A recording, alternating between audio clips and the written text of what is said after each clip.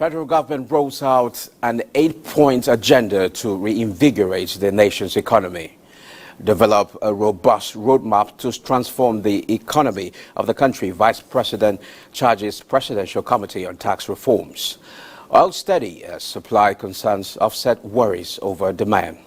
Plus, Asia market rise as Wall Street comes off winning day. The program is Business Express, reaching you from Abuja, Nigeria's capital. I am Musa Abubakar, your guide.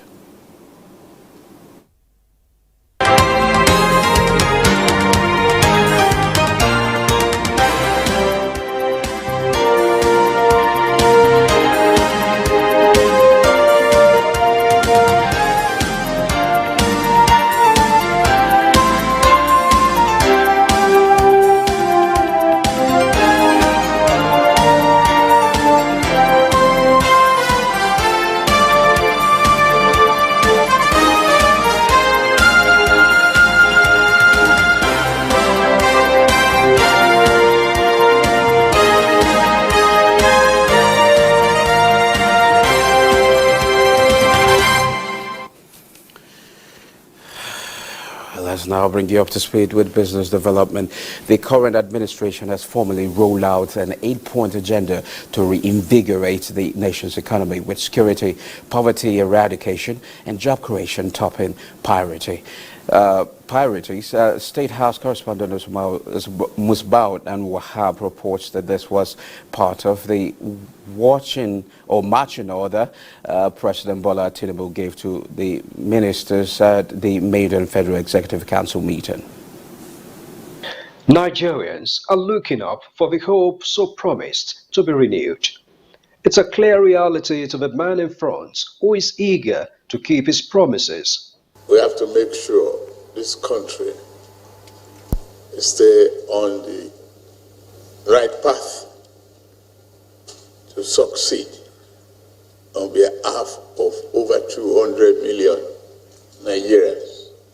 And the acolytes are literally fired up to walk the talk of their principal to turn around the socio-economic situation in the country with the campaign manifestos, the guiding principles. And we will now go away with the marching orders to refine further the targets in particular, and within weeks to start rolling out policies and programs to turn around the economy and make things better for all Nigerians. To achieve this agenda, the administration says it will ensure an enabling environment for local and foreign investments, while also creating jobs that will turn the youthful population of a country into a fortune.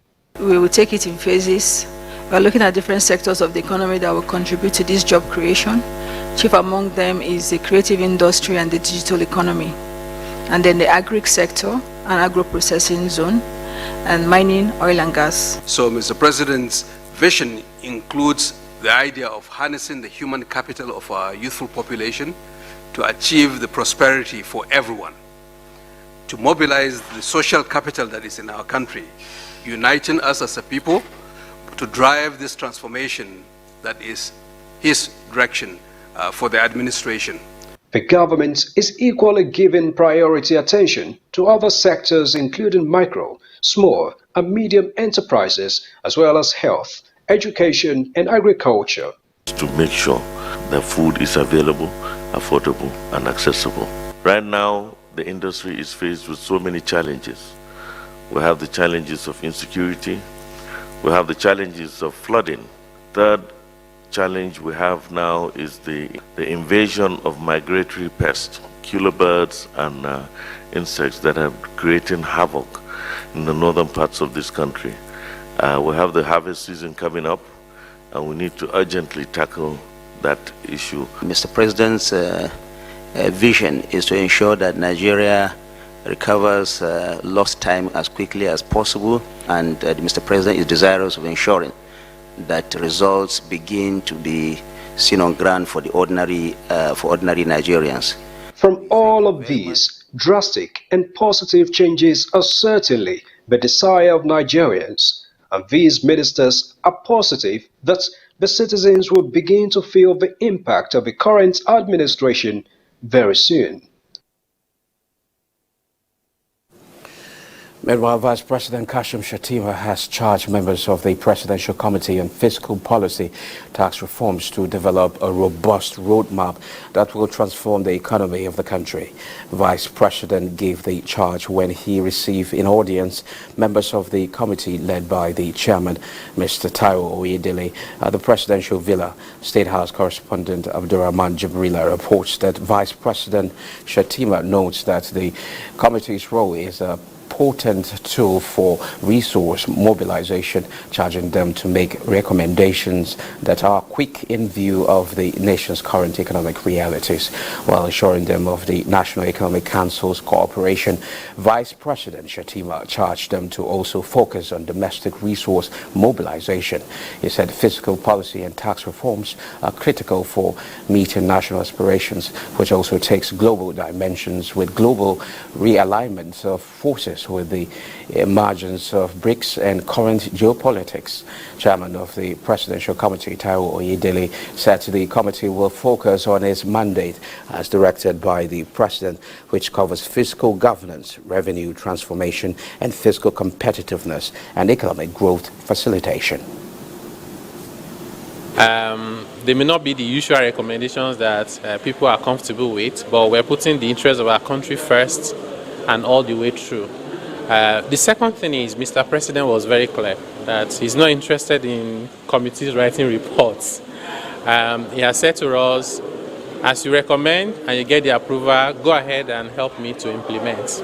So that's why we have milestones, 3 of them. The first one is the first 30 days, which is where we're focusing on the quick wins, interventions around fuel subsidy removal, exchange rate stability.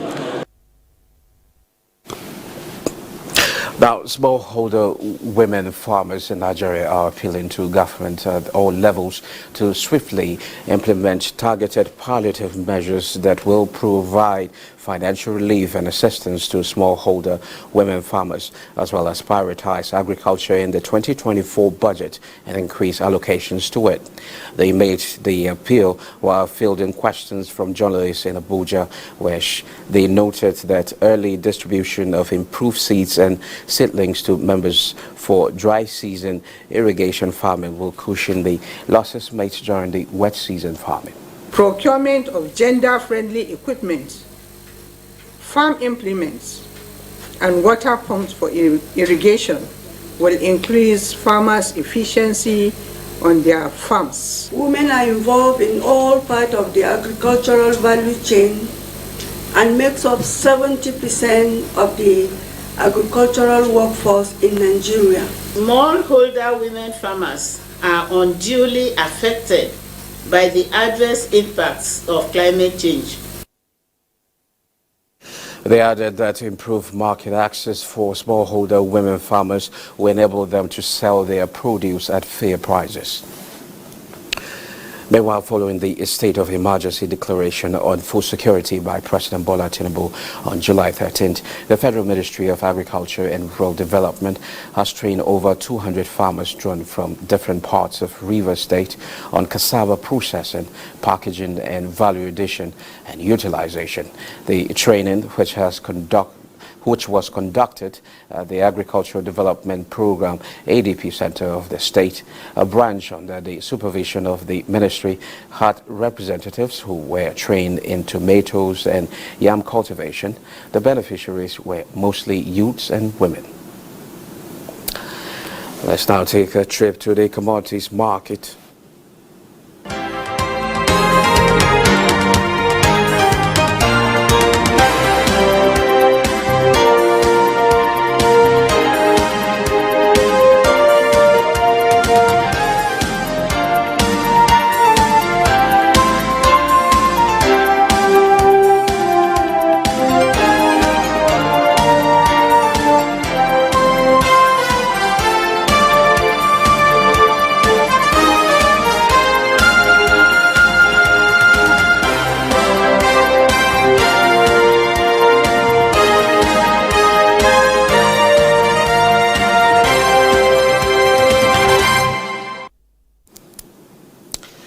Oil prices were flat on Tuesday as worries that further possible U.S. interest rate hikes could pull down demand were countered by concerns a tropical storm off the U.S. Gulf Coast could impact supply.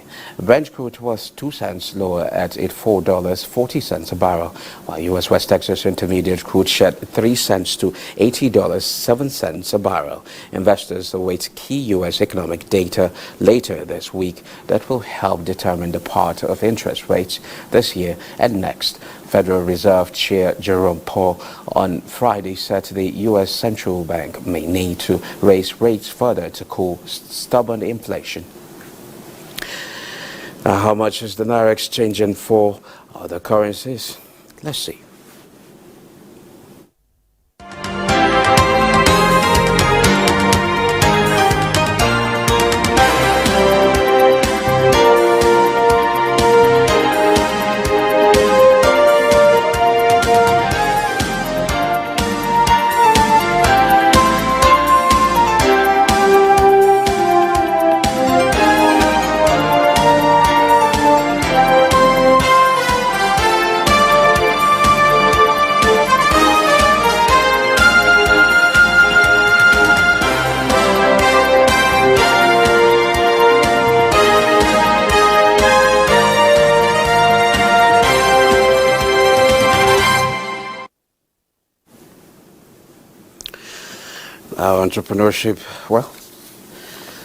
Entrepreneurship is an important solution to the problem of unemployment in Nigeria and around the world.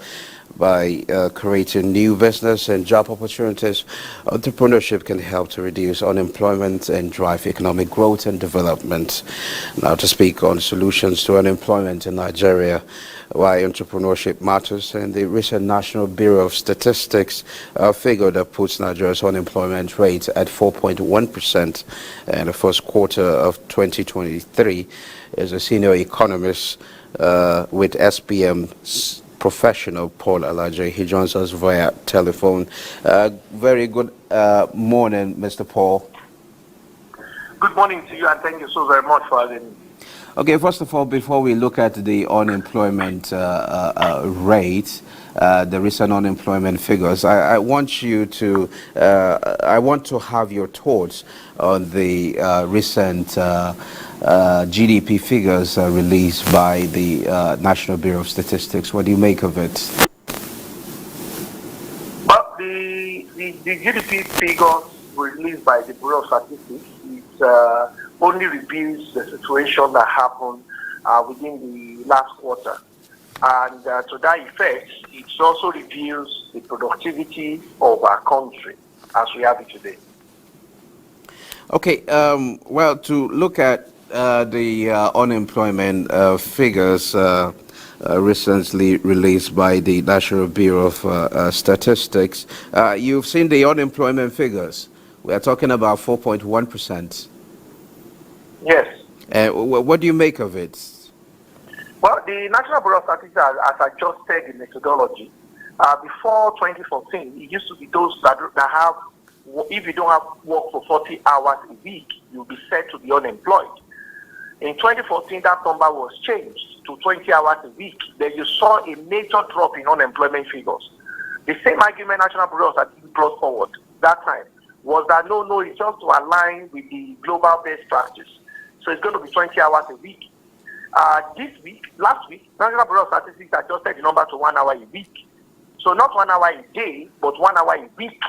What that means is that if you have something doing within an hour a week, from being a surgeon to being a shoe cobbler to a meruwa of some sort, once you can do something for 1 hour a week, then you will be captured officially as an employed individual. That is why, unlike under last methodology where it was last reported for Q4 2020, the new one, which the last report is now Q1 2023, the unemployment figure in Nigeria has dropped. The unemployment figure in Nigeria has changed. I think that's the language the Bureau of Statistics is comfortable with. Has changed to 4.1%. Now, why is it important to have a change in methodology? Well, it's to align with ILO. the ILO and the former Minister of Labour and Productivity, Mr. Chris Ngige, I watched on national television where Mr. Chris Ngige was more like having an altercation with the Bureau of Statistics that their methods cannot be trusted. And Bureau of Statistics continue to maintain their position that at that time it was adopted. However, they will go into an exchange of ideas with the ILO.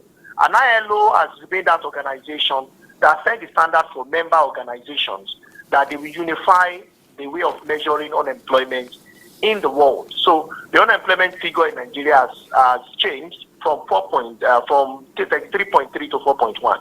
Bureau of Statistics was also worried that the unemployment figure in Nigeria seems to be higher than most parts of the world.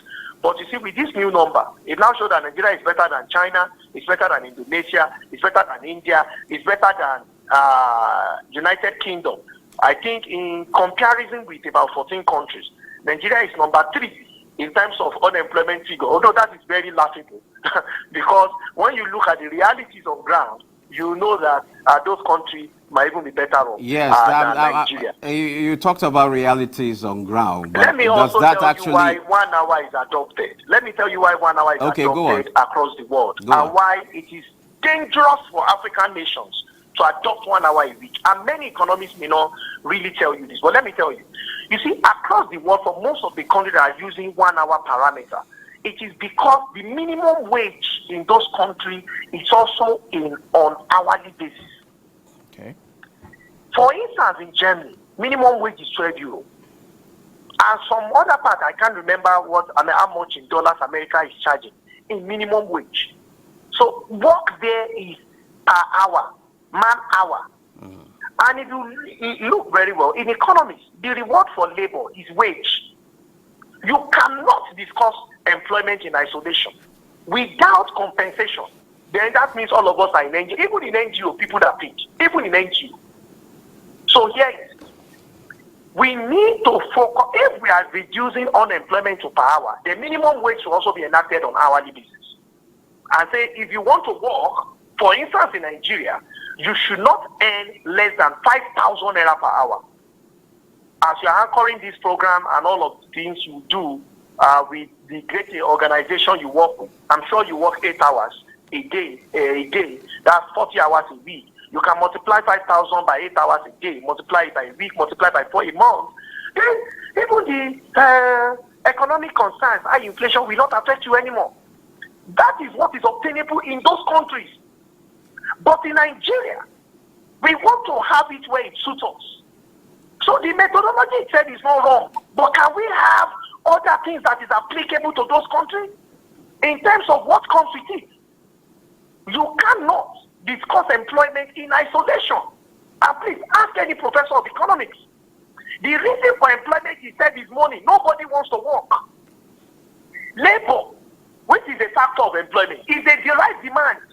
You are not employed because you are beautiful or you are not beautiful. Because it is what you can use, what you can help to deliver. Okay, you said the conditions obtainable in other countries is different with that of Nigeria. Then how do we get ourselves to that position?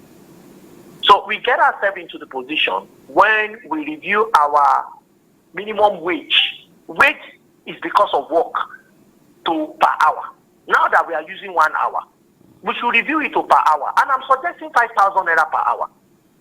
So if somebody is at work for 8 hours, you can say 5,000 times. That's 40,000 a week. Minimum wage, minimum. Multiply by, 12. That's 160,000. Minimum wage. So anybody with primary school certificate that is willing to work and is willing to work for 40 hours, that's a lot of money. So let's see what will happen to inflation. Okay. We cannot be adopting method that is not applicable in our territory because the economic pillars to hold this foundation, and I'm not talking to Bureau of Statistics, I'm talking to the ILO. Okay, now just yesterday, the president rolled out his 8-point agenda, and job creation is one of the top priority. What do you think should be the expectations of Nigerians? Well, I must say that the president has taken a very unique position, and I listened carefully to Mr. Awali Edu, who also alluded to the fact that unemployment figure in Nigeria is still very high. The headline of 4.1% is not wrong, but it can be deceptive. Okay. Because it can undermine the reality of what we are experiencing now. So I'm not saying the methodology is wrong. If we suddenly adjust something from 20 to 1, that's rebasing. We have rebased. So it's going to be as though we have. So the position of government is that in spite of these reports, we will still champion programs and things that will make employment improve. And I think that's the best way to see it.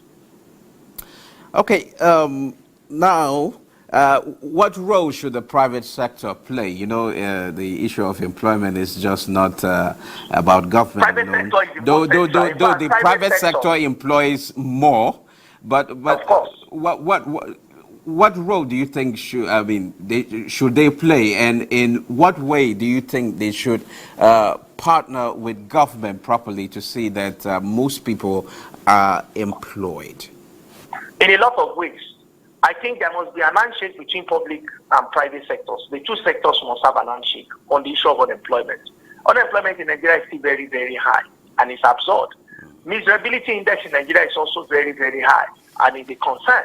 So for the operator in private sector, what we must do is to work with government, to support government in expanding the employment bracket. And how do we do that? I worked with keen interest President Tinubu when he mentioned that his government will support 100,000 small businesses, and I'm just isolating towards there among other things he said he will do with 1 million naira. And I have also responded to that to say that yes, 1 million to 100,000 is something, but it is small. The president could look at 5 million for about 10 million small businesses out of 40 million. What that means is, I'm not saying the president should do that within a year or 2 years or 3 years. I'm saying put it in batches. Add a condition. If we are giving you this amount, employ not less than 2 or not less than 3. This will be a parameter that will be measurable by government. That we have erased not less than 20 million people out of unemployment. We have reclaimed them to employment bracket. And you're even going to see that productivity of business will improve. The GDP numbers will suddenly shoot up. Yes, you might have slight inflation, but it may not really be if the money is deployed to productivity. You might not really see inflation because output will as well increase. Then we can say that unemployment truly will reduce, whether you are using 40 hours, 20 hours, or 1 hour parameters. Okay. Thank you very much, Mr. Paul, for sharing your thought with us. Thank you so very much for having me. Now to the capital market. Equities market closed first weekday of trade and bullish as investors gained 324.26 billion naira. The all-share index climbed 0.90% to close session at 66,151.38 basis point. A total of 311 million shares worth 3.9 billion naira were traded in 7,193 deals. Market capitalization advanced to 36.2 trillion naira. Access Holdings PLC, Transnational Corporation PLC, and Dangote Sugar Refinery PLC were the top trades at the end of yesterday's session. Now, Global Market is next with Ineka Oko. Hello and welcome to the Global Market segment. Asia Pacific markets rose across board this Tuesday as Wall Street came off a winning day on Monday. Hong Kong's Hang Seng Index and Chinese stocks led gains in Asia, extending their Monday gains. The Hang Seng Index climbed 1.94%. The Shanghai Composite also added 1.11%, while in Japan, the Nikkei 225 is up 0.18%. European stocks made a positive start to Tuesday's trade, tracking positive momentum around the world. The DAX was up 0.3% in early trade. UK FTSE gained 1.35%, while the French CAC added 0.25%. Overnight in the U.S., all three major indices gained ground, with the Dow Jones Industrial Average climbing 0.62% and the S&P 500 gaining 0.63%, while the Nasdaq Composite is up 0.84%. Early figures around African markets point to a negative open this Tuesday as investors looked to the final trading days of August. Both JSE Africa Top 40 in South Africa and Namibia's overall index are in red, while figures from other markets are being awaited. And that's Global Market Review this morning. I am Neka Oko. Thank you, Neka. This is where we end this edition of Business Express. We value your feedback, so keep the comments, observations, and suggestions coming. Be informed that all previous episodes are available on YouTube on the NTA's channel. Business Express returns on Wednesday by 3 p.m. I'm Musa Abubakar. Thanks for your company.